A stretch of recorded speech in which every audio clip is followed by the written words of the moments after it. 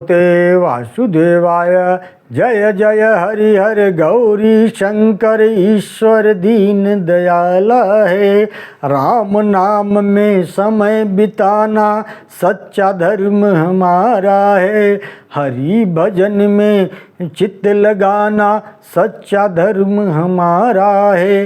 जय जय हरि हर गौरी शंकर ईश्वर दीन दयाला है।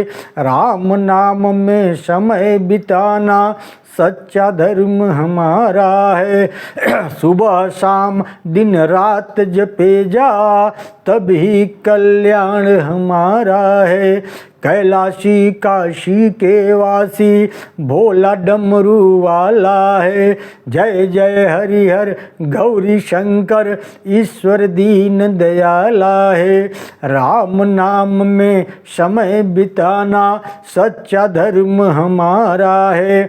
जटाजूट में गंग विराजे शीस चंद्रमा न्यारा है। गले बीच लपटे हैं विषधर कानन कुंडल वाला है। जय जय हरि हर गौरी शंकर ईश्वर दीन दयाला है।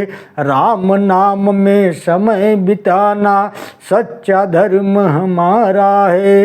नाव पड़ी मझधार बीच में दिखता नहीं किनारा है।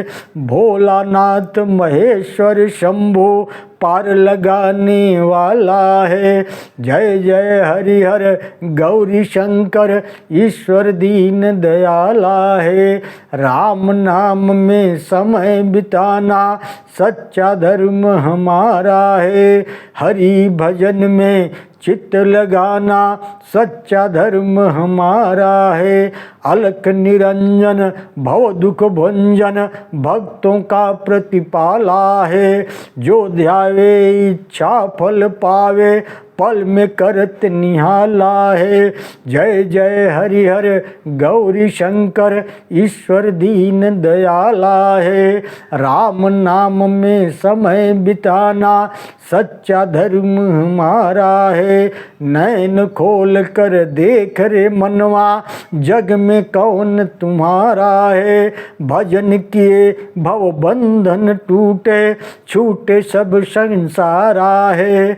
जय जय हरि हर गौरी शंकर ईश्वर दीन दयाला है। राम नाम में समय बिताना सच्चा धर्म हमारा है। हरि भजन में चित्त लगाना सच्चा धर्म हमारा है। वासुदेवाय। सज्जनों, आप देख रहे हैं हमारे अनंत पत्र न्यूज़ चैनल पर श्री ब्रह्म महापुराण की कथा। अब आज के इस कथा का प्रसंग है श्री राम तीर्थ की महिमा है। आइए चलते हैं सीधा कथा की तरफ। ब्रह्मा जी कहते हैं, नारद, राम तीर्थ भ्रूण हत्या का नाश करने वाला है। उसकी महिमा के श्रवण मात्र से सब मनुष्य पापों से मुक्त हो जाता है। इक्ष्वाकु वंश में दशरथ नाम के क्षत्रिय राजा हुए जो संपूर्ण विश्व में विख्यात थे। वे इंद्र की ही भांति बलवान बुद्धिमान सूरवीर थे तथा बलि की भांति ही अपने पिता पितामहों के राज्य का पालन करते थे। महाराज दशरथ के 3 रानियां थी, कौशल्या, सुमित्रा और कैकेयी। ये तीनों कुलीन, सौभाग्यशालिनी, रूपवती, सुलक्षणा थी। राजा दशरथ जब अयोध्या के राज सिंहासन पर आसीन थे तो ब्रह्मवेत्ताओं में श्रेष्ठ वशिष्ठ जी उनके पुरोहित के पद पर प्रतिष्ठित थे। उस समय देश में न रोग था, न मानसिक चिंताएं थी, न तो अनावृष्टि होती थी, न अकाल पड़ता था। ब्राह्मण और सहित चारों आश्रमों के लोग पृथक पृथक बड़ा सुख मिलता था। एक समय की बात है, देवताओं दानवों में राज्य के लिए युद्ध छिड़ गया।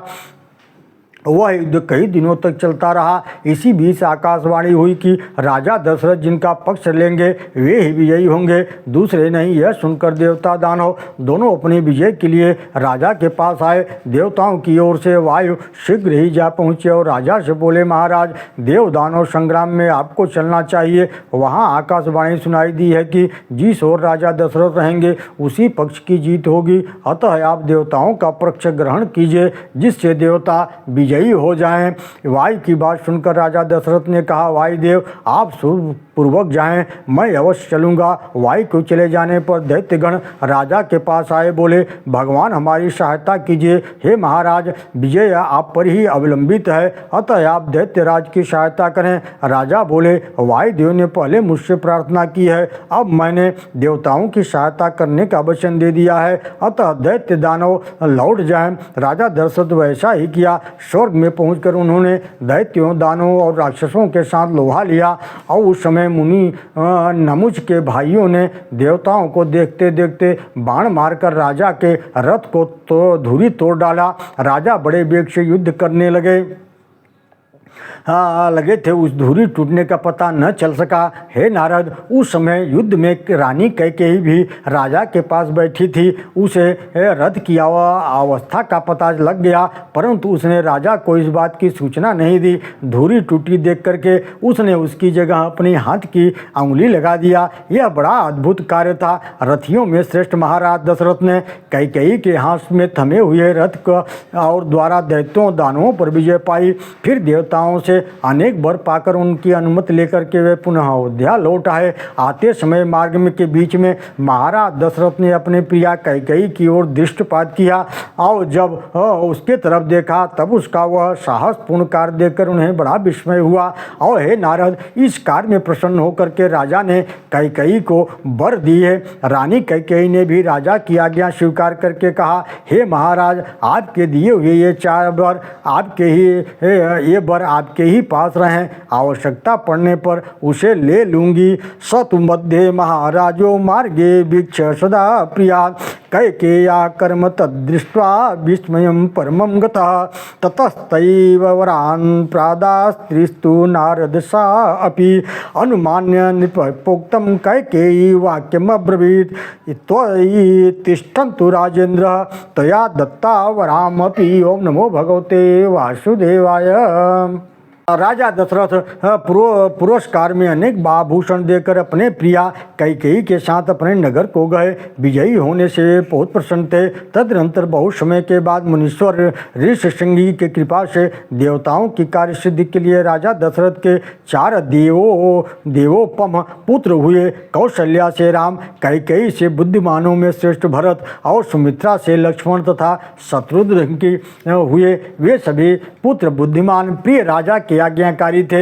एक बार महर्षि विश्वामित्र आए और उन्होंने यज्ञ की रक्षा के लिए राजा से राम और लक्ष्मण को मांगा। विश्वामित्र उनके महत्व को जानते थे। राजा दशरथ बोले, हे मुनि, मैं बुढ़ापे में किसी तरह दैव के विधान से ये बालक उत्पन्न हुए हैं जो मेरे मन को आनंद देने वाले हैं। मैं अपना शरीर यह राज दे दूंगा, किंतु इन पुत्रों को नहीं दे सकूंगा। उस समय वशिष्ठ राजा दशरथ से कहा, हे राजन, रघुवंशियों में ने किसी की प्रार्थना को नहीं ठुकराया सीखा है। उनके यों कहने पर राजा ने किसी तरह श्री राम लक्ष्मण से कहा, पुत्रों, तुम महर्षि विश्वामित्र के यज्ञ की रक्षा करो। यों कहकर उन्होंने अपने दोनों पुत्र विश्वामित्र जी को सौंप दिया। राम लक्ष्मण ने बहुत अच्छा कहकर राजा दशरथ को नमस्कार किया और यज्ञ की रक्षा के लिए विश्वामित्र जी के साथ प्रसन्नतापूर्वक चल दिए। ओम नमो भगवते वासुदेवाय।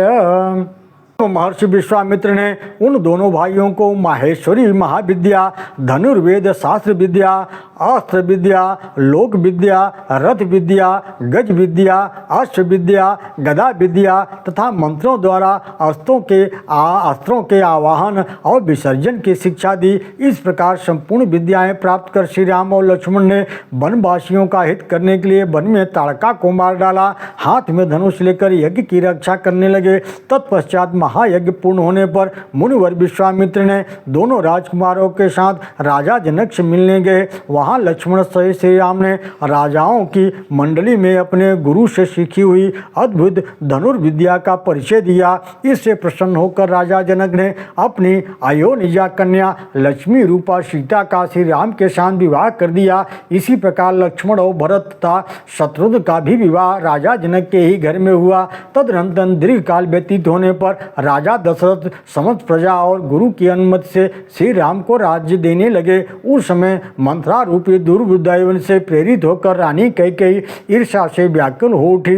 उसने श्री राम के राज्याभिषेक में विघ्न डाला, उन्हें वनवास भेजने के लिए कहा। साथ ही उसने वही राज्य भरत के लिए मांग लिया, परंतु राजा ने स्वीकार नहीं किया। पिता के सत्य की रक्षा के लिए श्री राम स्वयं ही घोर जंगल में वन में चले गए। सीता लक्ष्मण ने भी उन्हीं का साथ दिया। श्री राम ने अपने सद्गुणों के कारण सत्पुरुषों के शुद्ध हृदय से घर बना लिया। जब श्री राम राज्य की तृष्णा से रहित वनवास के लिए दीक्षित हो लक्ष्मण और सीता के साथ चले गए, तब राम लक्ष्मण गुणशालिनी सीता का स्मरण करके महाराज को बड़ा दुख हुआ और उन्होंने अपने प्राण को त्याग दिया। इधर श्री रामचंद्र जी चलते चलते चित्रकूट में आए, वहीं उन्होंने 3 वर्ष व्यतीत किया। फिर वहां से दक्षिण दिशा की ओर चलकर वे क्रमशः दंडकारण्य में पहुंचे, जो समस्त देशों में पवित्र, तीनों लोकों में विख्यात है। वह महान वन दैत्यों से सेवित होने के कारण बड़ा भयंकर था। ऋषियों ने भयभीत होकर उसे छोड़ दिया था। श्री राम ने वहां दैत्यों और राक्षसों को मारकर दंडक वन को ऋषि मुनियों के रहने योग्य बना दिया। फिर 5 योजन आगे चलकर वे धीरे धीरे गौतमी के तट पर पहुंचे। भगवान शिव की जो पूंजीभूत अनिर्वचनीय पराशक्ति है, वह जल रूप में प्रकट हुई गौतमी नदी है, ऐसा संत महात्माओं का कथन है। गौतमी ब्रह्मा, विष्णु और शिव के लिए भी माननीय तथा वंदनीय है। श्री राम बोले, गंगा का यह अद्भुत प्रभाव है कि तीनों लोकों में इनकी कहीं उपमा नहीं है। हम धन्य हैं इन त्रिभुवन पावनी गंगा का जो दर्शन पा सके। यूँ कहकर श्री राम ने बड़े हर्ष के साथ महादेव जी की स्थापना की और यत्न पूर्वक षोडशोपचार से 36 कलाओं वाले महादेव जी की आवरण सहित पूजा करके हाथ जोड़ करके उनकी स्तुति करने लगे। श्री राम बोले, पुराण पुरुष शंभु को नमस्कार है, जिनकी असीम सत्ता का कहीं आर पार नहीं है। उन सर्वज्ञ शिव को प्रणाम करता हूँ। अविनाशी प्रभु रुद्र को नमस्कार है, सबका संहार करने वाले शिव को मस्तक झुकाकर प्रणाम करता हूँ। अविनाशी परम देव नमस्कार करता हूँ। लोक गुरु उमापति को प्रणाम करता हूँ। दरिद्रता का विनाश करने वाले शिव को नमस्कार करता हूँ। रोगों का अपहरण करने वाले महेश्वर को प्रणाम करता हूँ। जिनका रूप चिंतन का विषय नहीं है, उन कल्याणमय शिव को नमस्कार करता हूँ। विश्व के उत्पत्ति बीजभूत भगवान भव को प्रणाम करता हूँ। जगत का पालन करने वाले परमात्मा को नमस्कार करता हूँ।